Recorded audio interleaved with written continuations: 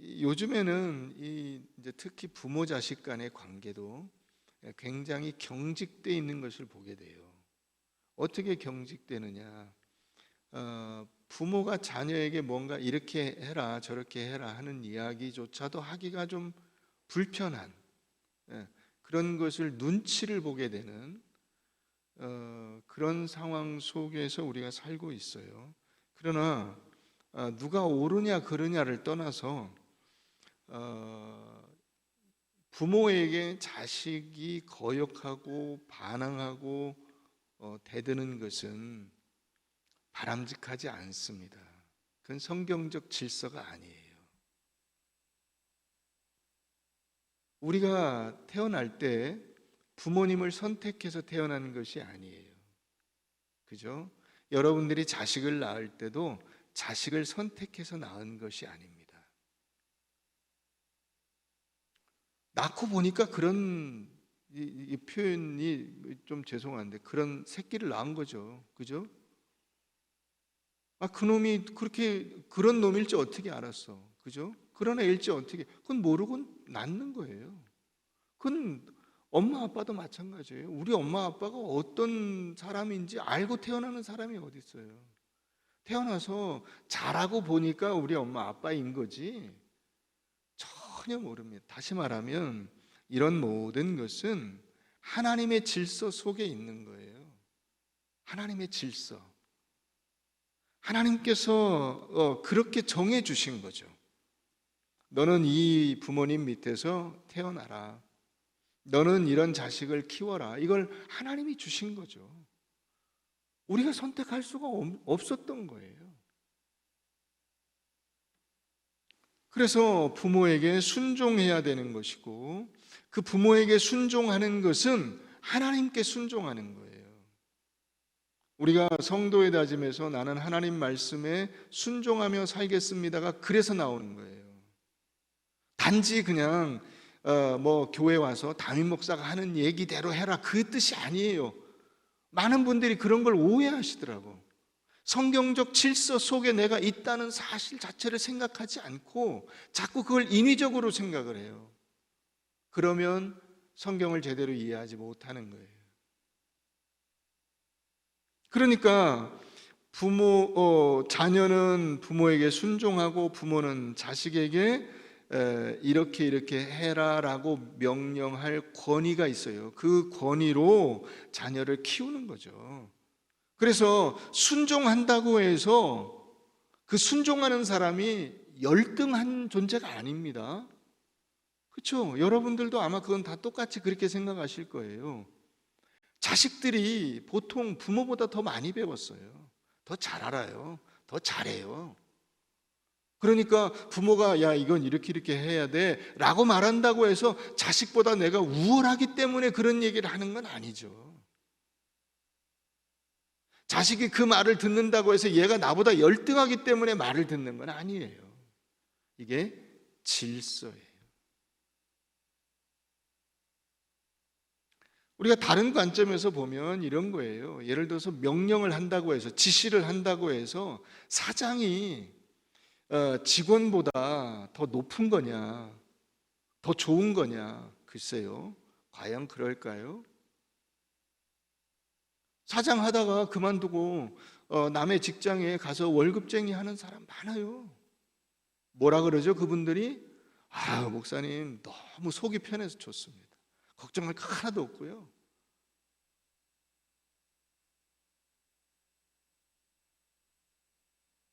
사장실에서 발 뻗고 직원 불러다가 이거 이렇게 하고 이렇게 하고 이렇게 해 라고 하니까 그게 더 좋은 거 아니야? 그 사람이 더 높은 거 아니야? 아니죠. 전혀 그렇지 않아요. 직원들 월급 준다는 게 그게 쉬운 일이 아니죠. 그 부담을 떠안고 그걸 하는 거예요. 그러니까 여자들에게 복종하라라고 하는 그것이 여자들이 열등하다거나 혹은 여자의 인생의 손해다라고 말하는 것이 아닙니다. 하나님이 그 역할을 맡겨주신 거예요. 우리가 이것을 잊지 말아야 돼요. 자, 에베소서 315장을 우리 한번 가보십시다. 315장 315페이지 에베소서 5장 신약성경 315페이지 에베소서 5장입니다.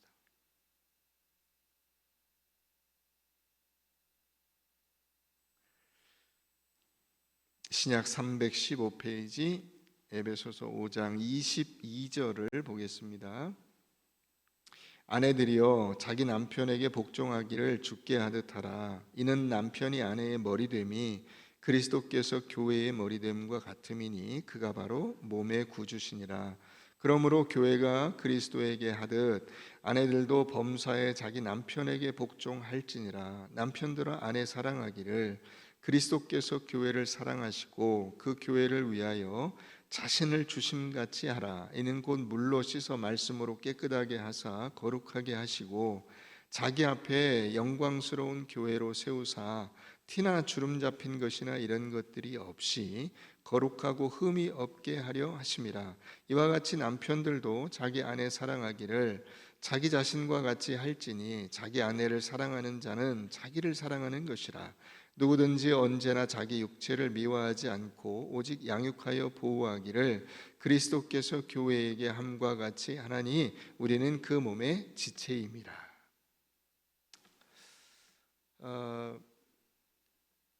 이제 신앙 안에서 이 아내와 남편의 관계가 예수님과 교회의 관계와 같다 이렇게 말해요.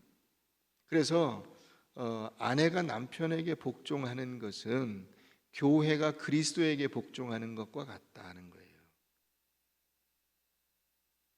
자, 그러면 그리스도는 교회가 복종하는 것을 받고 그렇지 니들은 내 발밑이야 이렇게 하시나요? 그렇지 않죠. 빌립보서 2장 5절 이하에 나오는 대로 예수님도 하나님께 복종하잖아요. 그죠? 같은 하나님인데도 성삼위일체이신데도 불구하고 예수님도 하나님께 복종을 해요. 그러니까 이게 단순히 우열의 관계가 아니다라고 하는 것을 말해주고 있는 거예요. 신앙의 기본 원리예요. 신앙의 기본 원리가 뭐냐? 그게 질서에 순종하는 거예요. 하나님께서 정하신 그 질서 안에 내가 있다라는 그것을 인정하고 그분의 질서 아래 내가 복종하고 우리가 예배를 드린다는 게 그거예요. 예배를 드린다는 것이 내가 무릎을 꿇고 그분 앞에 엎드린다는 뜻이거든요. 그게 질서에 대한 복종이죠. 하나님의 통치에 대한 복종이죠. 하나님의 나라 안에서 내 위치가 어떤 위치인가 하는 것을 인정하고 그분의 인도하심대로 내가 순종하여 살아가는 그 삶 속에 내가 들어가는 거죠. 이걸 이 에베소 5장이 말씀하고 있는 거예요. 그러니까 아내만 왜 복종을 해야 되냐 그 뜻이 아니에요. 그 뜻이 아니에요. 아내는 남편에게 복종하고 남편은 그리스도에게 복종하고 그리스도는 하나님께 복종하고 그래서 하나님의 영광 아래 우리 모두가 함께 그 영광을 나누는 거죠. 그래서 나중에 보면 그게 어떻게 돼 있어요? 하나님 혼자 영광을 받으신다로 돼 있지만 하나님께서 그 영광을 우리에게 나눠주세요. 그 영광에 동참하는 기쁨을 주세요. 이게 우리에게 베푸시는 은혜라는 거예요. 은혜라고 하는 것이 그 뜻이에요. 자, 그러면 우리가 오늘 이 말씀이 이 고린도전서 14장이 은사에 관한 말씀으로부터 시작됐다라는 것을 우리가 살펴보고 있는 중에 있어요. 그러면 자, 로마서 12장을 우리 한번 가서 보십시다. 로마서 12장.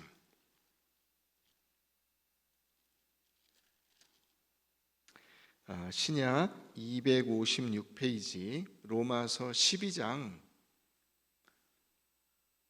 신약 256페이지 로마서 12장 3절입니다. 로마서 12장 256페이지 자, 3절. 내게 주신 은혜로 말미암아 너희 각 사람에게 말하노니 마땅히 생각할 그 이상의 생각을 품지 말고 오직 하나님께서 각 사람에게 나눠주신 믿음의 분량대로 지혜롭게 생각하라. 우리가 한 몸에 많은 지체를 가졌으나 모든 지체가 같은 기능을 가진 것이 아니니 이와 같이 우리 많은 사람이 그리스도 안에서 한 몸이 되어 서로 지체가 되었느니라. 우리에게 주신 은혜대로 받은 은사가 각각 다르니 혹 예언이면 믿음의 분수대로, 혹 섬기는 일이면 섬기는 일로, 혹 가르치는 자면 가르치는 일로, 혹 위로하는 자면 위로하는 일로, 구제하는 자는 성실함으로, 다스리는 자는 부지런함으로, 긍휼을 베푸는 자는 즐거움으로 할 것이니라. 사랑에는 거짓이 없나니 악을 미워하고 선에 속하라. 형제를 사랑하여 서로 우애하고 존경하기를 서로 먼저 하며 부지런하여 게으르지 말고 열심을 품고 주를 섬기라. 소망 중에 즐거워하며 환난 중에 참으며 기도에 항상 힘쓰며 성도에 쓸 것을 공급하며 손 대접하기를 힘쓰라.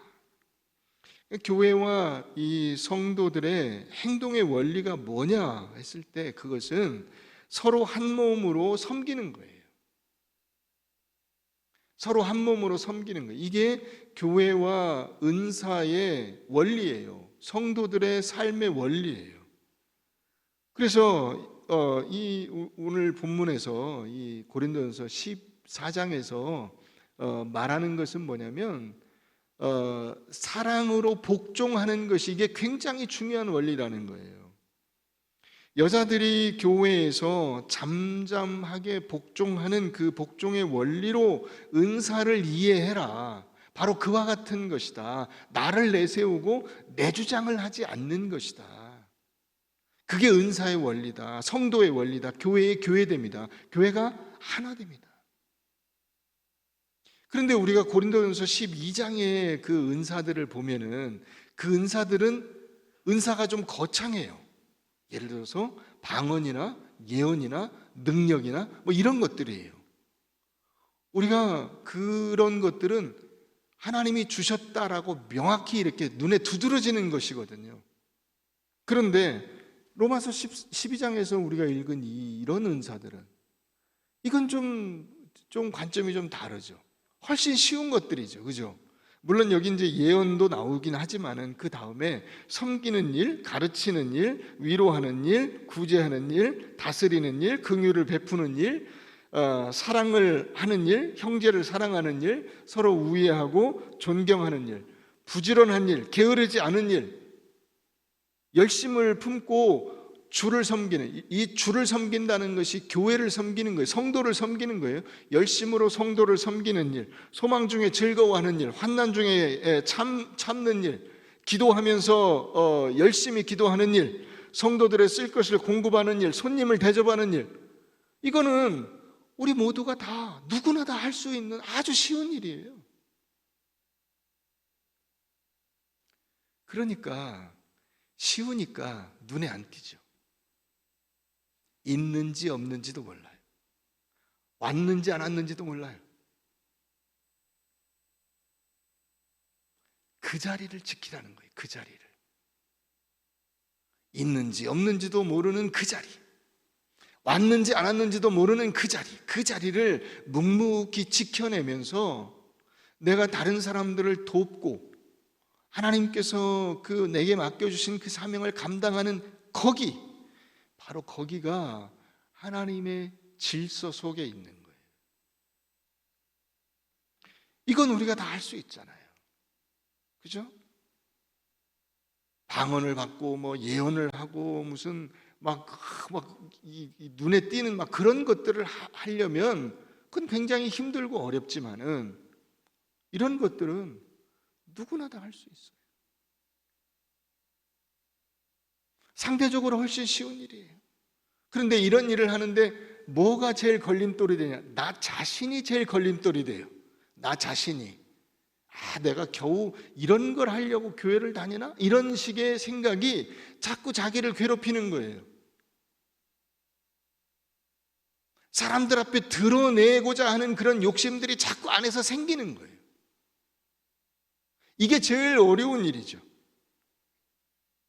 별 볼 일 없이 앉아 있는 일, 왔는지 안 왔는지도 모르게 그 교회를 다니는 일, 우리를 너무나 잘 알고 사랑하시는 그분께서 나를 그 자리에 넣어 놓으신 거잖아요. 이건 우리가 다 할 수 있는 일이라 이 말이죠. 왜 거기다 넣어 놓으셨을까? 왜 그 있어도 되고 없어도 되는 그 자리에 넣어 놓으셨을까?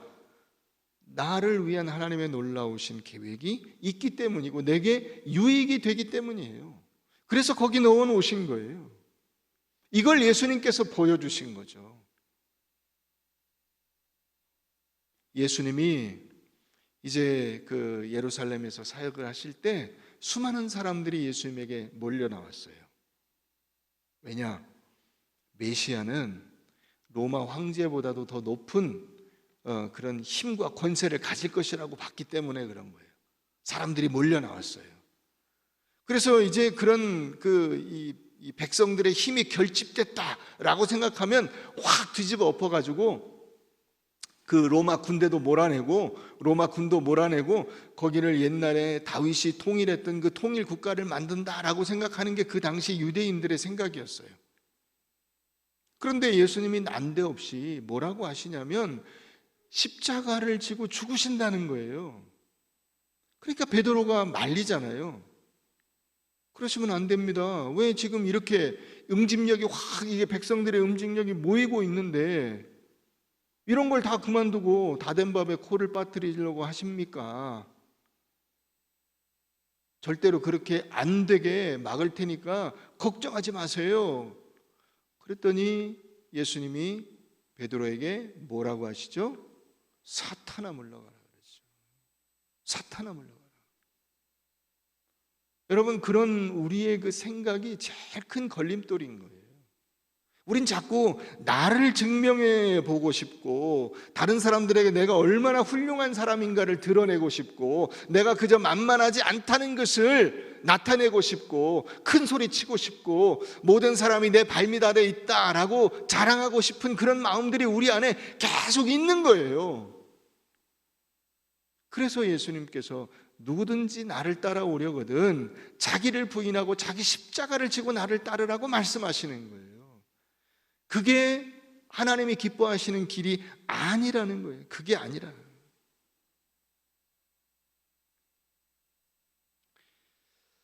일본의 그 식물학자인 아나가키 히데히로라고 하는 사람이 있어요.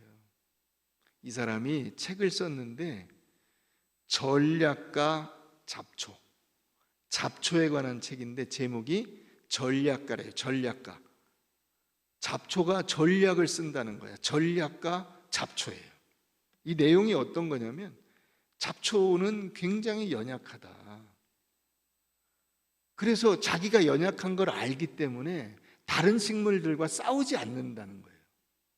잡초는 다른 그 이름 있는 식물들하고 잡초 말 그대로 잡초잖아요. 이름도 없잖아. 잡초는 다른 이름 있는 식물하고 안 싸워. 조용히 죽어지네. 흙이 별로 없는 척박한 환경에도 잘 적응해. 그래서 굉장히 영리한데 어떻게 영리하냐면 잡초는 씨가 뿌려졌다고 해서 금방 안 난대요. 시간을 끌어. 그래서 딴 풀들이 나가지고 다 짓밟히고 나면 그때서야 올라와. 식물은 조건이 나쁘면 말라 죽고 조건이 좋으면 잎이 무성해지면서 열매가 잘 안 열리게 되는데 잡초는 나쁜 조건에서도 최선을 다해서 씨앗을 남기고 좋은 조건에서는 더 많은 성과를 내서 씨앗을 많이 만들어낸대요. 그래서 그런가 이게 어떤 가수가 이런 노래를 불렀죠.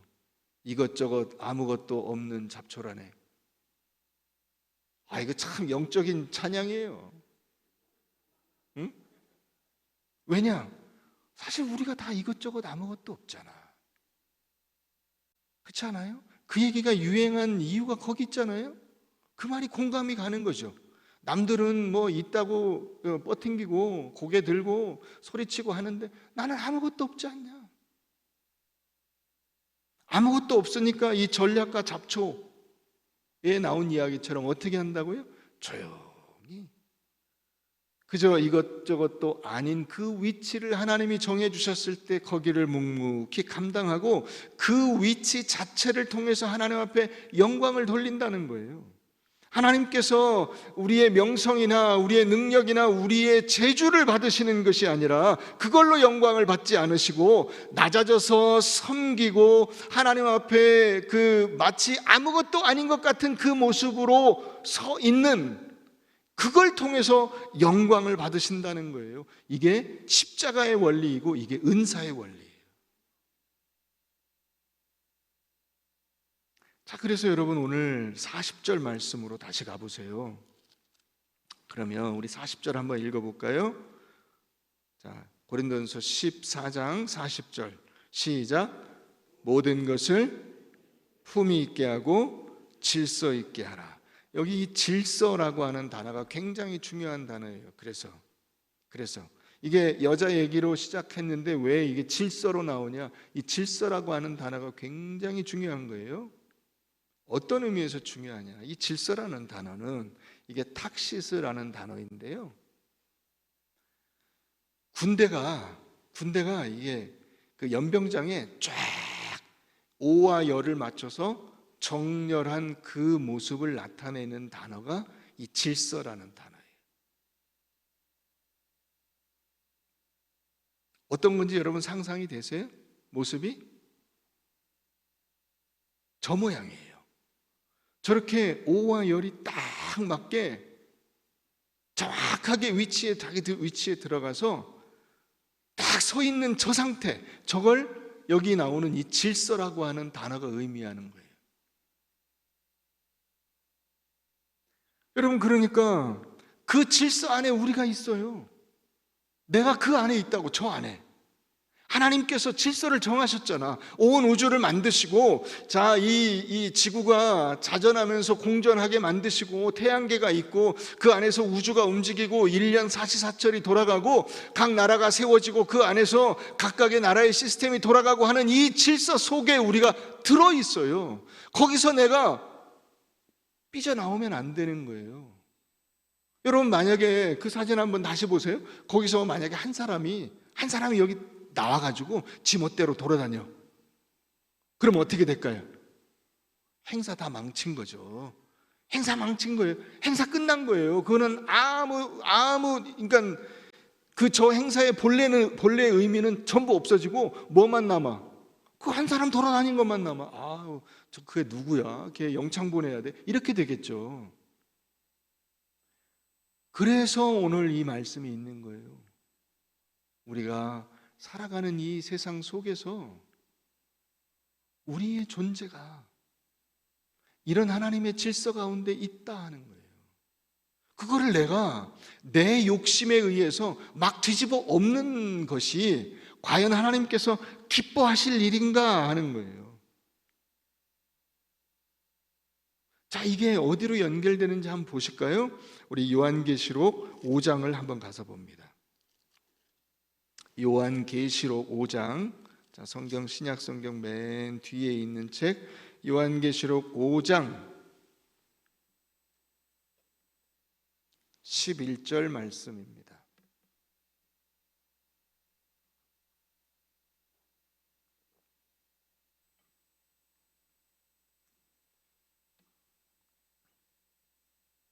내가 또 보고 들으매 보좌와 생물들과 장로들을 둘러선 많은 천사의 음성이 있으니 그 수가 만만이요 천천이라 큰 음성으로 이르되 죽임을 당하신 어린 양은 능력과 부와 지혜와 힘과 존귀와 영광과 찬송을 받으시기에 합당하도다 하더라. 내가 또 들으니 하늘 위에와 땅 위에와 땅 아래와 바다 위에와 또 그 가운데 모든 피조물이 이르되 보좌에 앉으신 이와 어린 양에게 찬송과 존귀와 영광과 권능을 세세토록 돌릴지어다 하니 내 생물이 이르되 아멘 하고 장로들은 엎드려 경배하더라. 여기 어떻게 돼 있어요? 그 질서 속에 우리 모두가 다 부름받아서 만만이요 천천인 어마어마한 인원이 저렇게 그 쫙 오와 열을 맞춘 것 같이 그 질서 속에서 하나님을 찬양하는 거예요.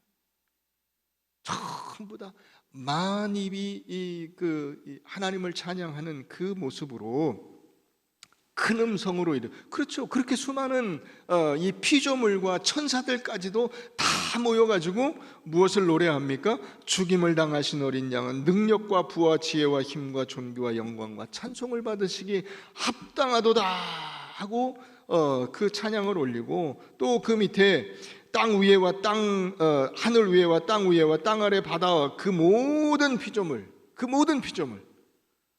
고기든지 뭐든지 그 모든 피조물도 전부 다 입을 열어서 보좌에 앉으신 이와 어린 양에게 찬송, 존귀, 영광, 권능을 세세토록 돌릴지어다 하고 소리를 지르는, 함성을 지르는, 여러분 그 속에 내가 있다는 거예요.